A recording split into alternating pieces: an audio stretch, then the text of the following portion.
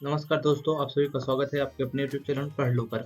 आज हम पढ़ने जा रहे हैं क्लास 12th की राजनीतिक विज्ञान यानी कि पॉलिटिकल साइंस का चैप्टर नंबर 4 का पार्ट सेकंड, जिसमें आज हम देखेंगे भारत के विदेशी संबंध के बारे में। दोस्तों, यह वीडियो टोटली हिंदी मीडियम में होने वाला है और इसमें आपका बोर्ड और सीओटी दोनों का सिलेबस कवर किया जाएगा। तो आप वीडियो के लास्ट तक बने रहिए और ये जो वीडियो है आपको एकदम आसान भाषा में मिलने वाला है, जिससे आप अच्छे से इसे समझ सकें। और इसमें कलरफुल इमेजेस एनसीईआरटी की और कार्टून्स और जो एनसीईआरटी में मैप और जो इंपॉर्टेंट बॉक्सेस रहते हैं उन सबको भी कवर किया गया है। तो आप वीडियो के लास्ट तक बने रहिए। दोस्तों, इस पाठ का पार्ट फर्स्ट मैंने पहले ही करवा रखा है, तो पार्ट फर्स्ट की वीडियो का लिंक आपको डिस्क्रिप्शन में मिल जाएगा।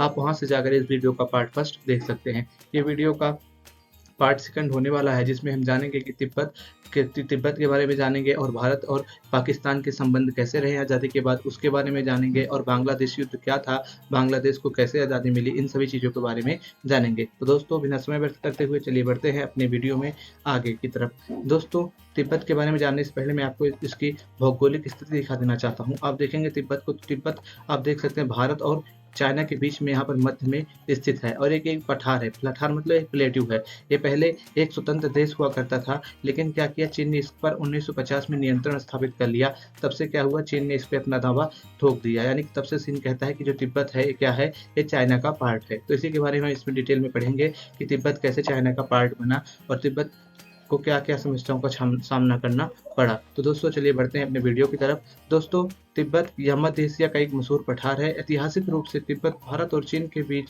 विवाद का एक बड़ा मसला रहा है। यानी कि जो तिब्बत है ये एशिया का एक मशहूर पठार है। यानी कि जो तिब्बत है एक प्लेट्यू है जो एशिया में लोकेटेड है और ये भारत और चीन के बीच एक बहुत बड़े विवाद का मसला सदैव से बना रहा है। अतीत में समय समय पर चीन ने तिब्बत पर अपना प्रशासनिक नियंत्रण जताया और कई दफा तिब्बत आज़ाद भी हुआ। अतीत में कई बार तिब्बत पर चीन ने अपना कब्जा जमाया है, लेकिन तिब्बत कई बार चीन की कब्जे से आज़ादी भी प्राप्त की है। लेकिन 1950 में तिब्बत पर चीन ने क्या कर लिया, नियंत्रण स्थापित कर लिया। तिब्बत के ज़्यादातर लोगों ने चीन का विरोध किया। यानी कि जो तिब्बत के लोग थे, जब 1950 में तिब्बत पर चीन ने अपना कब्जा जमा लिया, तब लोगों ने तिब्बत के इसका विरोध किया। लेकिन 1954 में जब भारत और चीन के बीच पेंसिल समझौते पर हस्ताक्षर हुए थे, तो इसके प्रावधान में एक बात यह भी शामिल थी कि दोनों देश एक दूसरे की क्षेत्रीय संप्रभुता का सम्मान करेंगे। यानी कि हमारे देश के बीच में और चीन के बीच में 1954 में एक समझौता हुआ था, जिसको हम पंचशील समझौते के नाम से जानते हैं। तो उसमें यह शामिल था पंचशील समझौते में कि दोनों देश एक दूसरे देशों की क्षेत्रीय संप्रभुता का सम्मान करेंगे। चीन ने इस प्रावधान का अर्थ लगाया कि भारत तिब्बत पर चीनी दावेदारी की बात को स्वीकार कर रहा है। 1956 में चीनी शासनाध्यक्ष चाओ एन लाओ भारत के आधिकारिक दौरे पर आए, तो साथ ही तिब्बत के धार्मिक नेता दलाई लामा भी भारत पहुंचे। जो चीन था, जो पंचशील समझौता हुआ था, उसके आधार पर यह सोच रहा था कि जो भारत है वो चीन की तिब्बत पे दावेदारी को क्या कर रहा है, स्वीकार कर रहा है। लेकिन ऐसा नहीं था। जब 1956 में भारत में चीन के शासनाध्यक्ष जो उसमें चाओ एन लाओ थे, जब वो दौरे पर भारत के आए, तो उसी समय भारत जो तिब्बत के धार्मिक नेता थे दलाई लामा, वो भी भारत पहुंचे। दलाई लामा ने तिब्बत की बिगड़ती हुई स्थिति की जानकारी नेहरू को दी। चीन आश्वासन दे चुका था कि तिब्बत को चीन के अन्य इलाकों की कहीं ज़्यादा स्वायत्तता दी जाएगी। जो तिब्बत के धार्मिक नेता थे दलाई लामा, जिनकी आप फोटो इमेज यहाँ पर देख सकते हैं, नीचे लगाई है मैंने। तो इन्होंने नेहरू जी से सारी बात बताई कि कैसे कैसे चीन ने उनके ऊपर कब्जा कर लिया।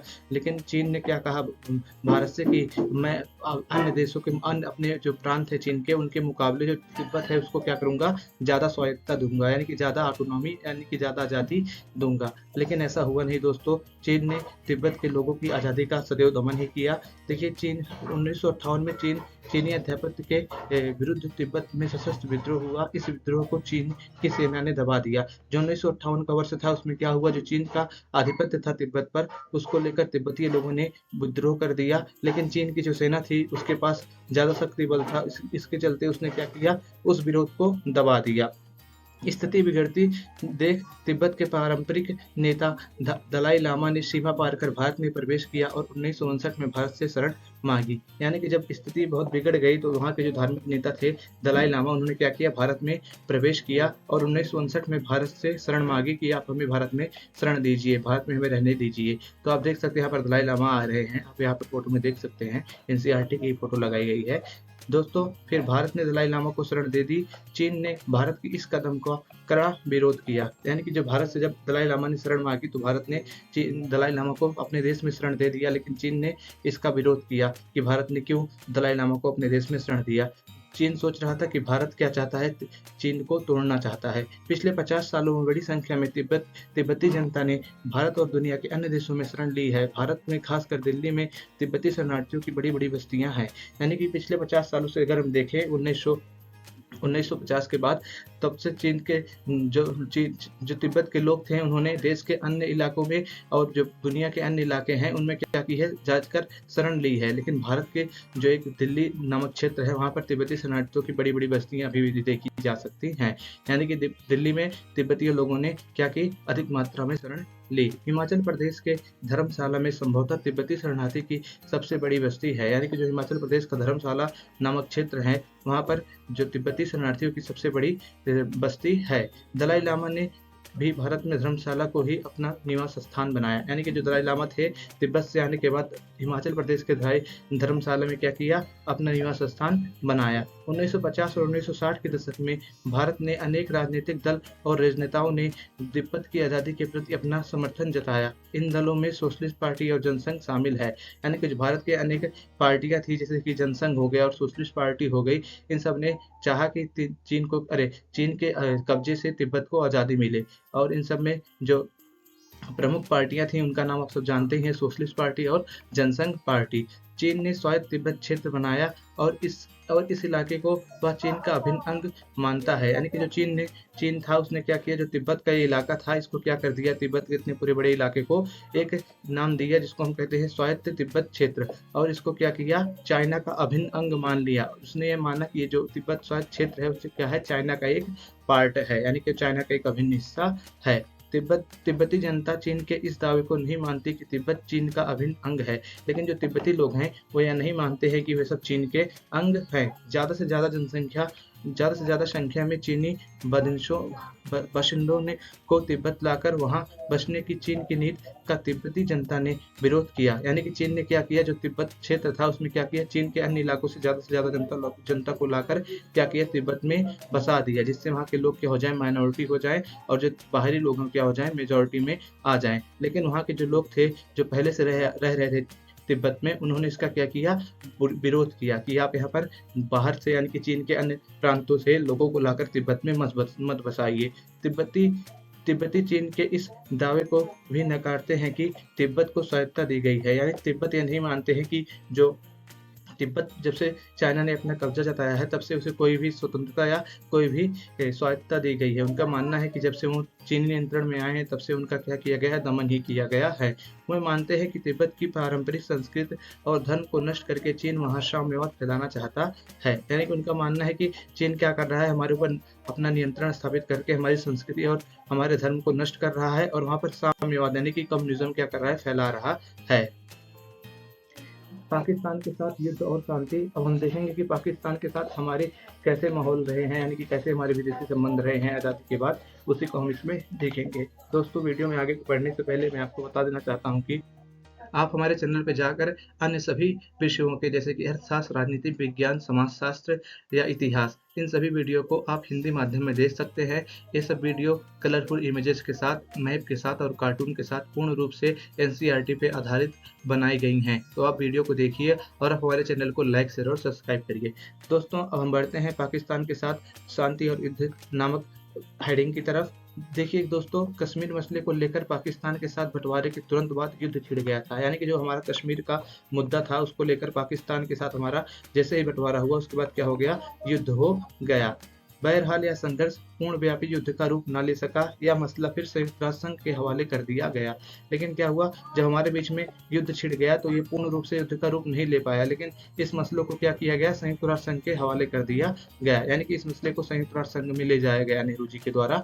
कश्मीर के सवाल पर हुए संघर्ष के बावजूद भारत पाकिस्तान के सरकारों के बीच सहयोग संबंध कायम हुए। यानी कि जो भारत और पाकिस्तान था, कश्मीरी मुद्दे के बावजूद भी इन दोनों के बीच में क्या हुआ, बहुत सारे सहयोगी संबंध कायम हुए। जैसे कि आप जानते हैं कि बंटवारे के समय जो महिलाएं अपहरित हुई थी, उन्हें उनके परिवार के पास पहुंचाने का कार्य दोनों देशों की सरकारों ने मिलजुल कर किया। यानी कि बंटवारे के समय जो औरतें क्या कर ली गई थी, किडनैप कर ली गई थी, उनको क्या किया, दोनों देशों ने मिलजुल कर आपस में एक दूसरे के देश में उनके परिवारों के पास पहुंचाने का कार्य किया। और विश्व बैंक की मध्यस्थता से नदी जल में हिस्सेदारी को लेकर चल रहा आ रहा एक लंबा विवाद सुलझा लिया गया। और विश्व बैंक जो था, उसके माध्यम से जो सिंधु जल समझौता था उसको भी किया गया, और जो ये जल विवाद था, नदी जल विवाद, उसको भी क्या किया गया, सुलझाया गया आजादी के बाद।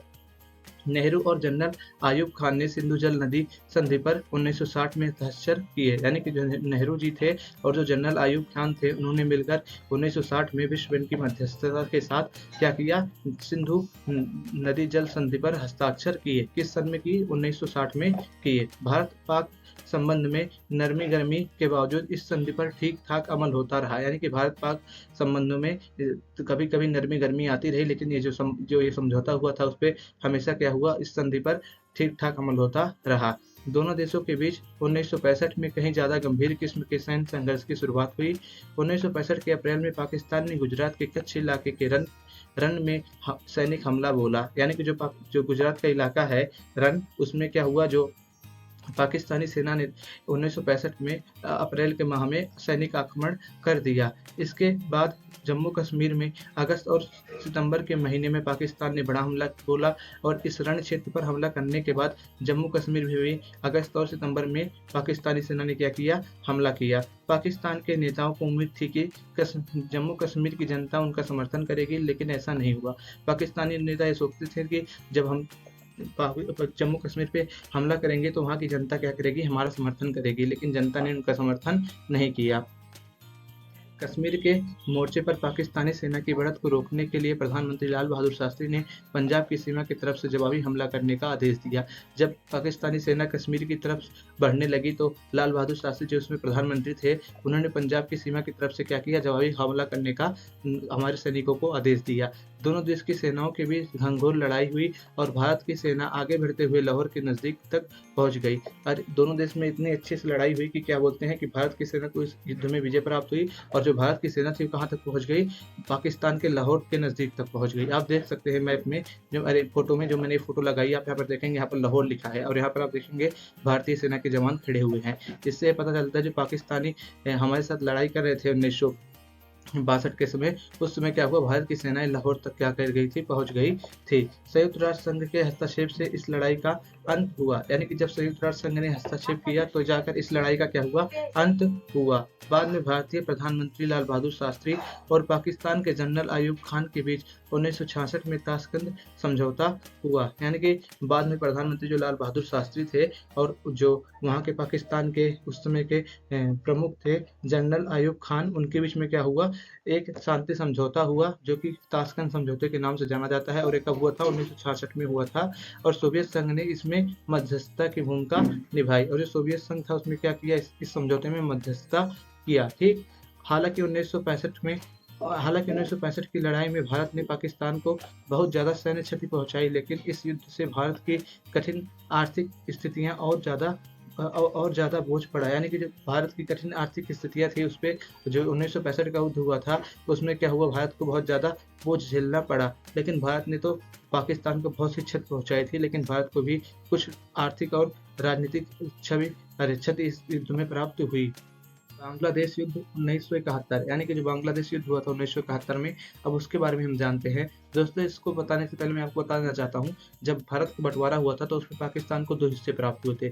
एक पूर्वी पाकिस्तान जो इसमें पाकिस्तान के रूप में जाना जाता है, और एक पश्चिमी जो इसमें मतलब पूर्वी पाकिस्तान जो इसमें बांग्लादेश के नाम से जाना जाता है, और एक पश्चिमी पाकिस्तान था जिसको इसमें पाकिस्तान के नाम से जाना जाता है। तो यानी कि बंटवारे के समय पाकिस्तान में 2 हिस्से थे, पूर्वी पाकिस्तान और पश्चिमी पाकिस्तान। लेकिन जो पूर्वी पाकिस्तान के लोग थे उस पर पश्चिमी पाकिस्तान के लोग क्या करते थे, बहुत ज़्यादा बदसलूकी करते थे। उन सबको दोयम दर्जे का नागरिक समझते थे, उनकी आज़ादी और उनकी भाषा के प्रति वो सब बहुत ज़्यादा मतलब हीनता से पेश आते थे। इस वजह से क्या हुआ, जो पश्चिमी पाकिस्तान के लोग थे उन्होंने पूर्वी पाकिस्तान के लोगों की स्वतंत्रता का दमन किया और पूर्वी पाकिस्तान के लोगों ने क्या किया, इसके खिलाफ मुक्ति संघर्ष खोला और खुद को आज़ाद कर लिया। तो इसी के बारे में हम डिटेल में जानेंगे। देखिए दोस्तों, 1970 में पाकिस्तान के सामने एक गहरा अंदरूनी संकट आ खड़ा हुआ। पाकिस्तान के पहले आम चुनाव में खंडित जनादेश आया। जुल्फ़िकार अली भुट्टो की पार्टी पश्चिमी पाकिस्तान में विजयी रही, जबकि मुजीबुर रहमान की पार्टी अवामी लीग ने पूर्वी पाकिस्तान में जोरदार कामयाबी हासिल की। यानी कि जो पश्चिमी पाकिस्तान था उसमें जब इलेक्शन हुए तो वहाँ पर जुल्फ़िकार अली भुट्टो की जो पार्टी थी वो क्या हुई, विजयी रही। लेकिन जो पूर्वी पाकिस्तान था उसमें मुजीबुर रहमान की पार्टी अवामी लीग को क्या हुआ, बड़ी मात्रा में सीट हासिल हुई। यानी कि वहाँ पर अवामी लीग की जीत हुई। पश्चिमी पाकिस्तान के नेताओं के हाथों अपने साथ हुए दोयम दर्जे के नागरिक के बर्ताव के विरोध में पूर्वी पाकिस्तान की बांग्लादेशी जनता ने इस पार्टी को वोट दिया था। यानी कि जब पूर्वी पाकिस्तान की जो पार्टी थी उसके विरोध में इन्होंने क्या किया था, जो पश्चिमी पाकिस्तान के अन्य पार्टियों के अलावा जो पूर्वी पाकिस्तान की पार्टियां थी उनको क्या किया था, वोट दिया था। पाकिस्तान के शासक इस जनादेश को स्वीकार नहीं कर पाए थे। पाकिस्तान के शासक इस जनादेश को स्वीकार नहीं कर पा रहे थे। अवामी लीग एक परिसंघ बनाने की मांग कर रही थी, लेकिन वो इस मांग को भी स्वीकार करने के लिए तैयार नहीं थे। यानी कि जो पाकिस्तानी जनता थी वो क्या हुई थी, जो ये वहाँ पर अवामी लीग जीत के आई थी उसकी जीत को स्वीकार नहीं कर पा रहे थे, और जो उसकी परिसंघ बनाने की मांग थी अवामी लीग की, उसको भी पाकिस्तानी जो वहाँ के लोग जीत के आए थे, पूर्वी पाकिस्तान के लोग उसकी बात नहीं मान रहे थे। यानी कि जो अवामी लीग की मांग थी कि एक परिसंघ बनाया जाए, उसके बाद पूर्वी पाकिस्तान की बात पश्चिमी पाकिस्तान वाले नहीं मान रहे थे। जो पाकिस्तान की सरकार थी, यानी जो पूर्वी पाकिस्तान के नेता थे, उन्होंने पश्चिमी पाकिस्तान के नेताओं का विरोध किया और जो उनका विरोध था वो मुक्त संघर्ष में बदल गया। जो उन्होंने मांग की थी कि एक परिसंघ बनाया जाए पूर्वी पाकिस्तान वालों ने, लेकिन उसको पश्चिमी पाकिस्तान के नेताओं ने स्वीकार नहीं किया। इसकी जगह उन्होंने क्या किया, 1971 में पाकिस्तान की सेना ने 1971 में शेख मुजीब को गिरफ्तार कर लिया और पूर्वी पाकिस्तान के लोगों पर जुल्म ढाना शुरू किया। यानी कि इसकी बजाय परिसंघ बनाने की बजाय उन्होंने क्या किया, पाकिस्तानी सेना ने 1971 में शेख मुजीबुर रहमान को गिरफ्तार कर लिया और जो पूर्वी पाकिस्तान की जनता थी उन पर क्या किए, जुल्म ढाना शुरू कर दिया। जवाब में पूर्वी पाकिस्तान की जनता ने अपने इलाके मौजूदा बांग्लादेश को पाकिस्तान से मुक्त कराने के लिए संघर्ष छेड़ दिया, और इसके जवाब में जो पूर्वी पाकिस्तान की जनता थी उसने क्या किया, अपने इलाके को, यानी कि जो पूर्वी पाकिस्तान था उसको मुक्त कराने के लिए पाकिस्तान से मुक्ति संघर्ष छेड़ दिया। ठीक, यानी कि संघर्ष छेड़ देने का मतलब क्या है, उन्होंने आज़ादी लेने के लिए संघर्ष करना चालू कर दिया पश्चिमी पाकिस्तान से। 1971 में पूरे वर्ष भारत को 80 लाख शरणार्थियों का बोझ वहन करना पड़ा, जो पूर्वी पाकिस्तान से भागकर भारत के नज़दीकी इलाकों में आए थे। जब जब पाकिस्तान में 1971 में क्या हुआ, घमासान संघर्ष छिड़ने लगा, तो वहाँ से लोग भागकर क्या होने लगे, इंडिया में आने लगे, और इसके चलते 1971 के पूरे वर्ष में भारत को 80 लाख शरणार्थियों का बोझ उठाना पड़ा, जो क्या हुए थे, जो पूर्वी पाकिस्तान से भागकर हमारे भारत के नज़दीकी इलाकों में क्या किए थे, शरण ली थी। भारत ने बांग्लादेश के मुक्ति संग्राम को सैनिक समर्थन और भौतिक सहायता दी। पाकिस्तान ने आरोप लगाया कि भारत उसे तोड़ने की साजिश कर रहा है। भारत ने क्या किया, जो पूर्वी पाकिस्तान के लोग थे, जिसे हम बांग्लादेश के नाम से अब जानते हैं, उनके मुक्त संग्राम को सैनिक और भौतिक सहायता प्रदान की, और इसका पाकिस्तान ने विरोध किया कि भारत क्या कर रहा है, उसको तोड़ने की साजिश कर रहा है। दोस्तों, यहाँ पर सैनिक रहना चाहिए, मैंने यहाँ पर गलती से नहीं लिख दिया हूँ, तो आप इसे ध्यान दीजिएगा। दोस्तों, फिर पाकिस्तान को अमेरिका और चीन ने मदद की, और 1960 के दशक में अमेरिका और चीन के बीच संबंधों को समान करने की कोशिश चल रही थी, और इससे एशिया में सत्ता समीकरण नया रूप ले रहा था। यानी कि जब पाकिस्तान ने उस पर कब्जा करना चालू किया, बांग्लादेश के लोगों पर अपना जुल्म ढाना चालू किया, और जब इससे भारत का छिड़ गया, तो इस पर पाकिस्तान को अमेरिका और चीन ने क्या की, मदद की। अमेरिकी राष्ट्रपति रिचर्ड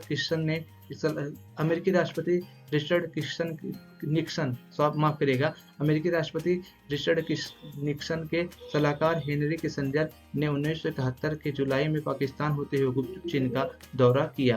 यानी कि जो 1971 का दौर था, उस समय पाकिस्तान में अमेरिका के जो राष्ट्रपति थे रिचर्ड निक्सन, उनके सलाहकार हेनरी किसिंजर पाकिस्तान के दौरे पे आए हुए थे, और उन्होंने क्या किया, पाकिस्तान से ही गुपचुप चीन का भी दौरा किया। अमेरिका पाकिस्तान चीन की धुरी बनते देख अमेरिका पाकिस्तान चीन की धुरी बनते देख भारत ने इसके जवाब में संयुक्त सोवियत संघ के साथ शांति और मित्रता की 20 वर्षीय संधि की। यानी कि जब भारत को नजर आने लगा कि अमेरिका और चीन पाकिस्तान के समर्थन में आ गए हैं, तो भारत ने क्या किया, सोवियत संघ, जिसे हम उस समय यूएसएसआर के नाम से जानते थे, उसके साथ 20 साल के लिए मित्रता की संधि समझौता कर लिया। किसके साथ? यूएसएसआर के साथ।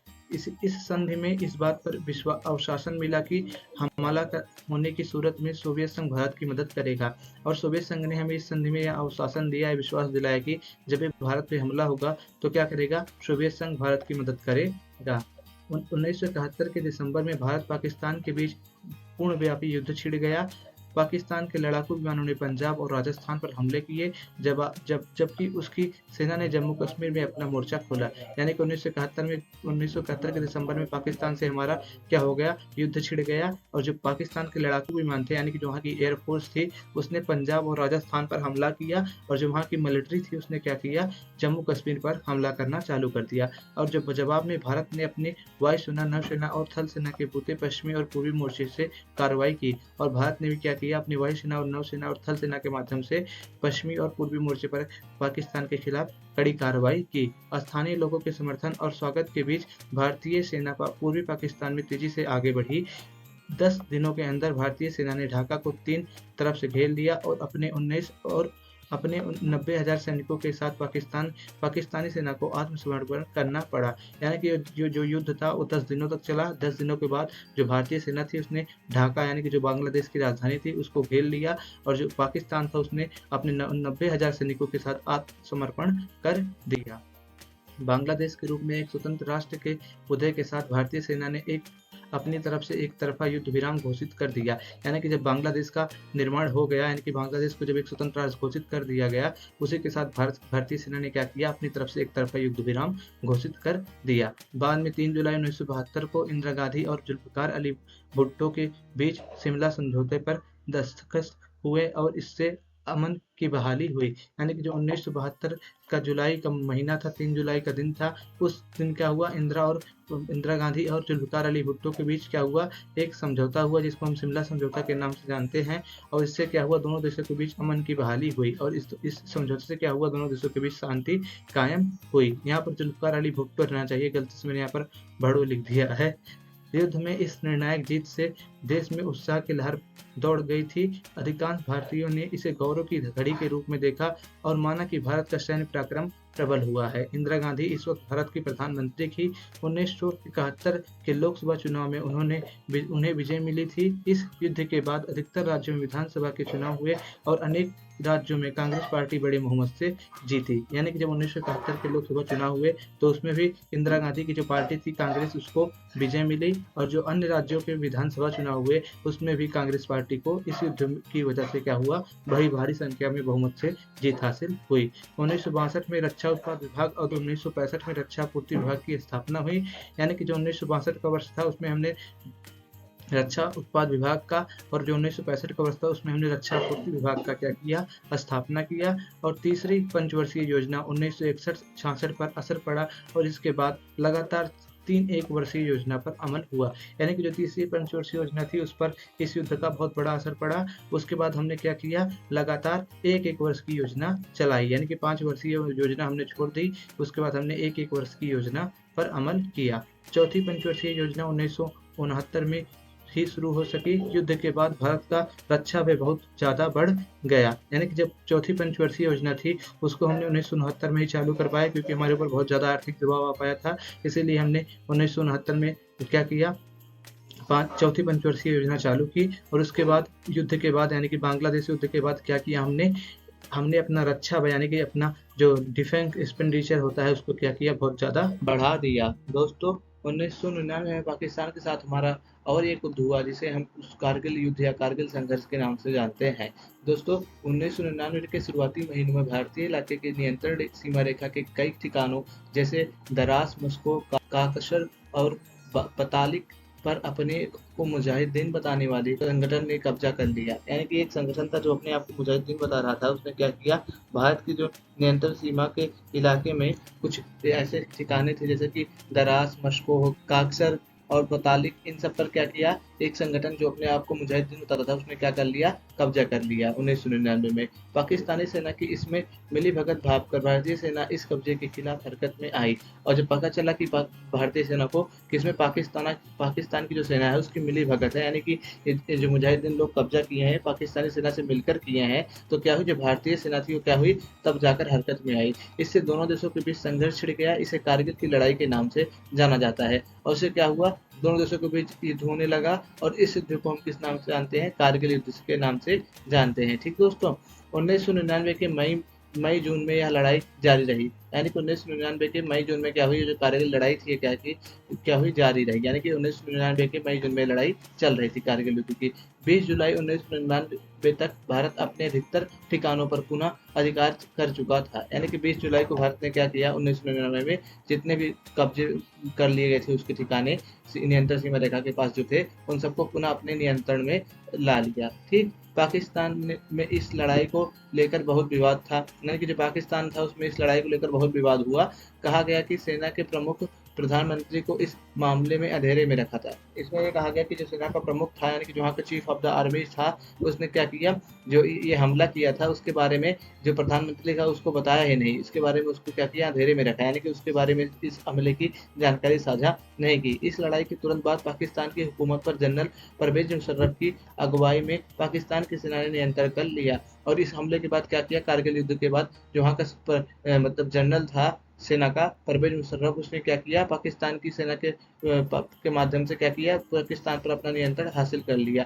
और क्या किया, वहाँ के जो निर्वाचित जो वहाँ की सरकार थी उसको हटा दिया और खुद को क्या कर दिया, वहाँ का प्रमुख घोषित कर दिया। अब दोस्तों बढ़ते हैं आगे, देखते हैं कि भारत की परमाणु नीति क्या थी। दोस्तों, भारत ने अपने परमाणु परीक्षण मई 1974 में किया। यानी कि जब भारत ने अपना परमाणु परीक्षण किया था पहली बार, प्रथम बार, वो कब किया था, मई 1974 में किया था। और कहाँ किया था, पोखरण में किया था, राजस्थान के। नेहरू की औद्योगिकीकरण की नीति का एक महत्वपूर्ण घटक परमाणु कार्यक्रम था।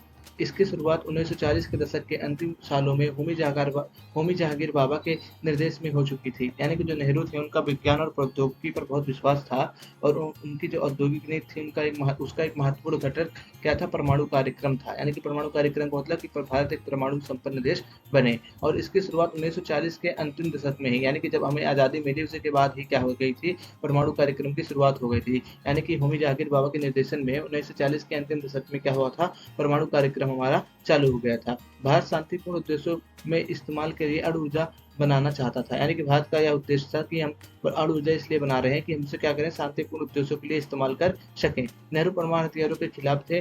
उन्होंने महाशक्तियों पर व्यापक परमाणु निशस्त्रीकरण के लिए जोर दिया। लेकिन नेहरू जी परमाणु हथियारों के खिलाफ थे और उनका मानना था कि क्या किया जाए, परमाणु शक्तियों का क्या किया जाए, जितने भी परमाणु शक्ति संपन्न महाशक्तियां हैं उन पर क्या किया जाए, निशस्त्रीकरण का दबाव डाला जाए। इसलिए उन्होंने महाशक्तियों पर व्यापक परमाणु निशस्त्रीकरण के लिए जोर भी डाला था। बहरहाल परमाणु आयुधों में बढ़ोतरी होती रही। साम्यवादी शासन वाले चीन ने 1964 के अक्टूबर में परमाणु परीक्षण किया। लेकिन इन सब का कोई फर्क नहीं पड़ा कि नेहरू जी के कहने से कि परमाणु शक्ति न बनाए, मतलब परमाणु निशस्त्रीकरण किया जाए। इस सब के बावजूद सब देश क्या किए, परमाणु बनाते रहे। और जो हमारा पड़ोसी देश चीन है उसने भी क्या किया, 1964 में अक्टूबर माह में अपना परमाणु परीक्षण कर लिया।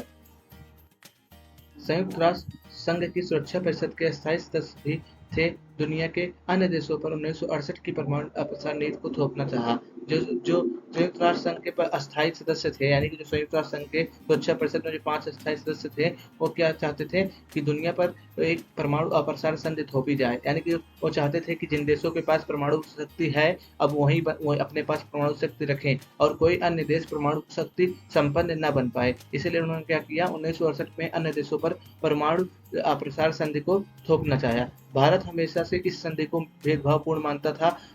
भारत ने इस पर दस्तखत करने से इनकार कर दिया, क्योंकि इसमें यह कहा जाता था, परमाणु अप्रसार संधि में यह कहा गया था कि जितने लोग सुरक्षा परिषद में स्थायी सदस्यता रखते हैं सिर्फ उन्हीं के पास परमाणु हथियार रखने का अधिकार है। और जिनके पास सुरक्षा परिषद में स्थायी सदस्यता नहीं है, यानी कि 5 देश को छोड़कर ब्रिटेन, फ्रांस, जर्मनी, यूएसए, इन सबको छोड़कर क्या किया जाए, और चाइना को छोड़कर क्या किया जाए, सभी लोग परमाणु निशस्त्रीकरण करें, यानी कि किसी को भी परमाणु रखने का अधिकार ना हो। इसीलिए भारत ने इसे क्या माना, इसे एक भेदभावपूर्ण संधि माना और इस पर साइन यानी कि इस पर साइन करने से, दस्तखत करने से इनकार कर दिया, मना कर दिया। भारत बोला हम ऐसे किसी भेदभावपूर्ण संधि पर हस्ताक्षर नहीं करेंगे। भारत ने जब पहला परमाणु परीक्षण किया तो इसे उसने शांतिपूर्ण परीक्षण करार दिया। यानी कि जब भारत ने अपना पहला परमाणु परीक्षण किया था 1974 में मई में, तो उसने क्या कहा, जो हमने परमाणु परीक्षण किया उसे हमने क्या किया है, शांतिपूर्ण परीक्षण मतलब किया है। यानी कि इसका उद्देश्य हमारा ये मतलब शांतिपूर्ण तरीके से परीक्षण करना था, ना कि किसी को डराना धमकाना। भारत का कहना था कि वह अणु शक्ति को सिर्फ शांतिपूर्ण उद्देश्यों में इस्तेमाल करने की अपनी नीति के प्रति दृढ़ संकल्प है। यानी कि भारत का मतलब यह था कि जो भारत है वो क्या करेगा, अणु शक्ति को सिर्फ शांतिपूर्ण उद्देश्यों के लिए इस्तेमाल करेगा। इसी प्रकार भारत अपने संकल्प के प्रति दृढ़ संकल्प है। यानी कि भारत कभी भी पहले परमाणु शक्ति का इस्तेमाल नहीं करेगा और सिर्फ वह अपने शांतिपूर्ण उद्देश्यों में इसका इस्तेमाल करेगा। ठीक, हालांकि राजनीतिक दलों के बीच विदेश नीति के बारे में छोटे मोटे मतभेद जरूर हैं, लेकिन भारतीय राजनीति में विभिन्न दलों के बीच राष्ट्रीय अखंडता, अंतर्राष्ट्रीय सीमा रेखा की सुरक्षा तथा राष्ट्रीय हित के मसलों पर व्यापक सहमति है। लेकिन हमारे जो राजनीतिक दल हैं उनमें थोड़ा बहुत तो अटकनें रहती हैं, मतलब थोड़ी बहुत तो वाद विवाद उनमें चलता रहता है, एक दूसरे के बीच में थोड़ा बहुत मनमुटाव या मतभेद होता है। लेकिन जो सभी हमारे राजनीतिक दल हैं उन सबको भारतीय राष्ट्रीय एकता में और अंतर्राष्ट्रीय सीमा रेखा या राष्ट्रीय हित के मामलों में क्या है, व्यापक सहमति है। यानी कि सभी लोग क्या है, इन सब मामलों में व्यापक सहमति रखते हैं, भले ही किसी छोटे मोटे मामलों में मतभेद रखते हों, लेकिन जो हमारे राष्ट्रीय हित है उसमें क्या करते हैं, सभी जो हमारे राजनीतिक दल हैं वो क्या करते हैं, व्यापक सहमति रखते हैं। 1962 से 71 के बीच जब भारत ने चीन युद्धों का सामना किया तब नहीं, माफ करिएगा, 1962 से 1971 के बीच भारत ने जब 3 युद्धों का सामना किया और इसके बाद के समय में भी जब समय पर कई पार्टियों ने सरकार बनाई, विदेश नीति की भूमिका पार्टी की राजनीति में बड़ी सीमित रही। यानी कि जब सरकार भारत सरकार में अन्य पार्टियां सरकार में आई हैं, तब उन्होंने सिर्फ राष्ट्रीय हित को ध्यान में रखते ही क्या किया है, अपने जो विदेश नीति की उसको बनाई है। यानी कि 1962 से 1971 के बीच में जब 3 युद्ध हुए हैं, तब तक क्या हुआ, इसके बाद समय हमारे कुछ पार्टियों ने सरकार अलग अलग बनाई है, लेकिन उन्होंने क्या किया, राष्ट्रीय हित को ही क्या किया है, विदेश नीति में प्राथमिकता दी है। भारत ने परमाणु अप्रसार के लक्ष्य को ध्यान में रखकर की गई संधियों का विरोध किया, क्योंकि ये संधियां उन्हीं देशों पर लागू होनी थी जो परमाणु शक्ति से हीन थे। यानी कि भारत जितने भी परमाणु अप्रसार से संबंधित संधियां की गई उन पर क्या किया, विरोध जताया। क्यों जी विरोध जताया, क्योंकि ये संधियां सिर्फ उन्हीं देश पर लागू होती थी जो परमाणु शक्ति से हीन थे।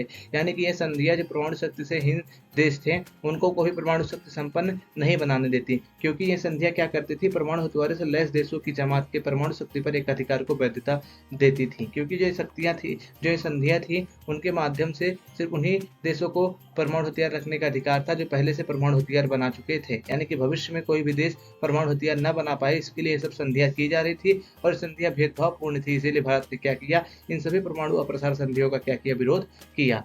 देखिए, इसी कारण 1995 में जब परमाणु अप्रसार संधि को अनियत काल के लिए बढ़ाया दिया गया तो भारत ने इसका विरोध किया और उसने व्यापक परमाणु परीक्षण प्रतिबंध संधि कॉम्प्रिहेंसिव टेस्ट बैन ट्रीटी, यानी कि जिसको हम शॉर्ट फॉर्म में CTBT बोलते हैं, पर हस्ताक्षर भी करने से इनकार कर दिया। देखिए, भारत ने जब परमाणु अप्रसार संधि को अनियत काल के लिए बढ़ाया गया 1995 में, तो भारत ने उसका विरोध किया, बोला कि आप ऐसे कैसे कर सकते हैं कि मतलब किसी देश को आप परमाणु हथियार नहीं रखने देंगे, आप तो ये क्या कर रहे हैं, एक भेदभावपूर्ण संधि ला रहे हैं। तो भारत ने क्या किया, 1995 में जब परमाणु अप्रसार संधि को अनियत काल के लिए बढ़ाया जा रहा था तो उसका क्या किया, विरोध किया। और साथ ही साथ भारत ने व्यापक परमाणु परीक्षण प्रतिबंध संधि, यानी कि जिसको हम इंग्लिश में बोलते हैं कॉम्प्रिहेंसिव टेस्ट बैन ट्रीटी, जिसका शॉर्ट फॉर्म है CTBT, भारत ने उस पर भी हस्ताक्षर करने से मना कर दिया। यानी कि भारत ने बोला हम इस पर भी क्या करेंगे, हस्ताक्षर नहीं करेंगे। क्यों, क्योंकि ये सभी संधियां एक भेदभावपूर्ण संधि है, जिससे सिर्फ उन्हीं देशों को एक अधिकार मिलता है परमाणु हथियार रखने का जिनके पास 1967 से पहले परमाणु हथियार थे। भारत ने 1998 के मई में परमाणु परीक्षण किया और यह जताया कि उसके पास सैन्य उद्देश्य के लिए अणु शक्तियों को इस्तेमाल में लाने की क्षमता है। यानी कि जो भारत था उसने क्या किया, 1998 के मई में सैन्य उद्देश्यों के लिए मतलब अपने परमाणु परीक्षण किए। और जो उसने पहले 1974 के मई में किया था, उसने वो परमाणु परीक्षण जो किया था भारत, वह परमाणु परीक्षण सैन्य उद्देश्यों के लिए नहीं था, लेकिन जो भारत ने जो 1998 के मई में परमाणु परीक्षण किया, उसमें उससे भारत का यह पता चल गया कि भारत के जो अन्य देश हैं उनको यह ज्ञात हो गया कि भारत अब सैन्य उद्देश्यों के लिए अणु शक्ति का इस्तेमाल कर सकता है और भारत अब परमाणु शक्ति संपन्न देश है। इसके तुरंत बाद पाकिस्तान ने भी परमाणु परीक्षण किया और इसके कुछ समय बाद पाकिस्तान ने भी क्या किया, अपना परमाणु परीक्षण किया।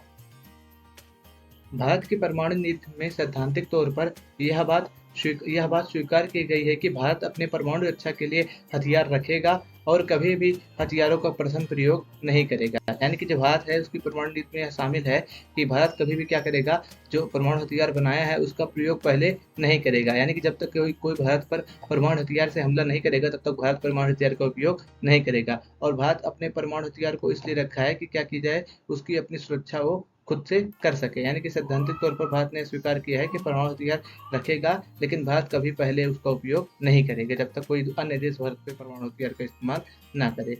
भारत वैश्विक स्तर पर लागू और भेदभावहीन परमाणु निशस्त्रीकरण के प्रति वचनबद्ध है ताकि परमाणु हथियारों से मुक्त विश्व की रचना हो।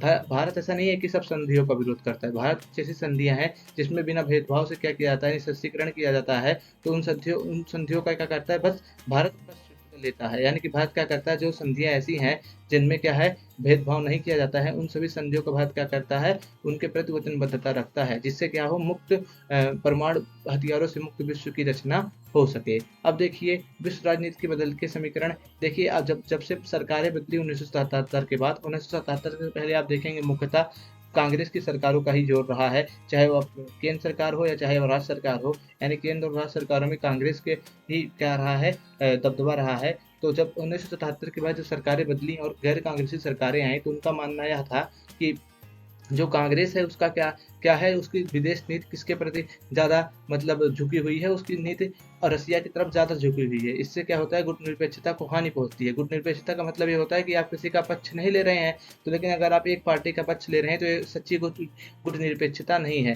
लेकिन तो जो अन्य सरकारें आई, यानी कि 1977 के बाद कांग्रेस पार्टी के अलावा अन्य सरकारें आई, उनका मानना था कि अब क्या होगा, अब जो सच्ची गुटनिरपेक्षता की नीति है उसका पालन किया जाएगा और हम अब जो सोवियत संघ का रुख लेते थे, अपने विदेश नीति में झुकाव देते थे सोवियत संघ को थोड़ा बहुत, वो अब क्या करेंगे, हम खत्म करेंगे। अब हम अन्य देशों जैसे कि अमेरिका और चीन की तरफ क्या करेंगे, अपने रिश्ते अच्छे बनाएंगे। देखिए 1977 में जनता पार्टी की सरकार बनी थी। इस सरकार ने घोषणा की कि सच्ची गुटनिरपेक्षता की नीति का पालन किया जाएगा। इसका आशय यह था कि विदेश नीति में सोवियत संघ के प्रति आए झुकाव को खत्म किया जाएगा। देखिए दोस्तों, जब 1977 में जनता पार्टी की सरकार आई तो उसने यह दावा किया कि अब क्या किया जाएगा, अब सच्ची गुटनिरपेक्षता की नीति का पालन किया जाएगा। उसका कहने का आशय यह था कि जो सोवियत संघ के प्रति झुकाव है हमारी विदेश नीति में, उसको क्या किया जाएगा, खत्म किया जाएगा। इसके बाद की सभी सरकारों ने, चाहे कांग्रेसी हो या गैर कांग्रेसी, चीन के साथ बेहतर संबंध बनाने और अमेरिका के साथ नजदीकी रिश्ते बनाने की पहल की। और 1977 के बाद जितनी भी सरकारें आई, उन्होंने क्या किया, वो उन्होंने चीन और अमेरिका से बेहतर संबंध बनाने की क्या की कोशिश की। 1990 के बाद के दौर में अमेरिका समर्थक विदेश नीति अपनाने के लिए शासक दलों की आलोचना हुई।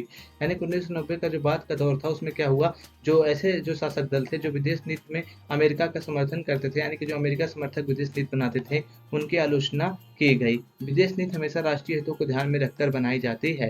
यानी कि जो विदेश नीति होती है वो सदैव राष्ट्रीय हित को ध्यान में रख के बनाई जाएगी। जैसे राष्ट्रीय हित बदलते रहेंगे वैसे क्या होगी, हमारा विदेश नीति बदलती रहती है। यानी कि विदेश नीति का संबंध राष्ट्रीय हितों से होता है। रूस लगातार भारत का एक महत्वपूर्ण मित्र बना हुआ है, लेकिन 1990 के बाद से रूस का अंतर्राष्ट्रीय महत्व कम हुआ है। देखिए रूस न शुरू से ही भारत का मित्र बना हुआ है, लेकिन क्या हुआ 1990 के बाद हम देख रहे हैं तो जो रूस है वो अंतर्राष्ट्रीय स्तर पर क्या हो रहा है, थोड़ा कमजोर होता जा रहा है, उसका महत्व कम होता जा रहा है। इसी कारण भारत की विदेश नीति में अमेरिका समर्थक रणनीतियां अपनाई गई हैं। तो इससे क्या किया है, भारत ने अपना रुख अब किसकी तरफ बदल लिया है, अमेरिका की तरफ। यानी कि अब भारत की जो नीतियां बनती हैं थोड़ा वो अमेरिका समर्थक नीतियां रहती हैं। तो इससे क्या पता चलता है कि राष्ट्रीय हितों को ध्यान में रखकर क्या की जाती हैं, विदेश नीतियां बनाई जाती हैं। जैसे जैसे राष्ट्रीय हित बदलते रहते हैं वैसे वैसे हमारे क्या होते हैं, हमारी विदेश नीतियां भी बदलती रहती हैं। देखिए भारत और पाक संबंधों में कश्मीर मुद्दा कश्मीर मुख्य मुद्दा बना रहा, पर सांस्कृतिक आदान प्रदान और आवाजाही आर्थिक सहयोग बढ़ा। जैसे भारत और पाकिस्तान का जो मुद्दा है उसमें कश्मीर एक प्रमुख मुद्दा बना रहा है, लेकिन इसी के साथ साथ हमारा सांस्कृतिक आदान प्रदान और कुछ आवाजाही और आर्थिक सहयोग भी बढ़ा है। हाँ, जैसे कि हमने रेलवे बस सेवाएं शुरू की हैं। आपको पता होगा अटल बिहारी वाजपेयी ने रेलवे बस सेवा चालू की थी और खुद बैठकर बस से वहाँ पाकिस्तान गए थे अटल बिहारी वाजपेयी जी। लेकिन 1999 के युद्ध से शांति प्रयास बाधित हुए हैं। लेकिन जो 1999 में युद्ध हुआ था, उससे जो कारगिल युद्ध हुआ था, उससे भी शांति प्रयास क्या हुए, बाधित हुए हैं। और आप जानते होंगे कि अभी ऑपरेशन सिंदूर हुआ, उससे भी क्या हुए, हमारे जो शांति प्रयास हैं वो सब क्या हो रहे हैं, बाधित हो रहे हैं। फिर भी अस्थायी अमन के प्रयास जारी हैं और लेकिन तब भी क्या किया जा रहा है, अस्थायी शांति के प्रयास जारी हैं, यानी कि सरकारें अस्थायी शांति के प्रयास करना जारी रख रही हैं।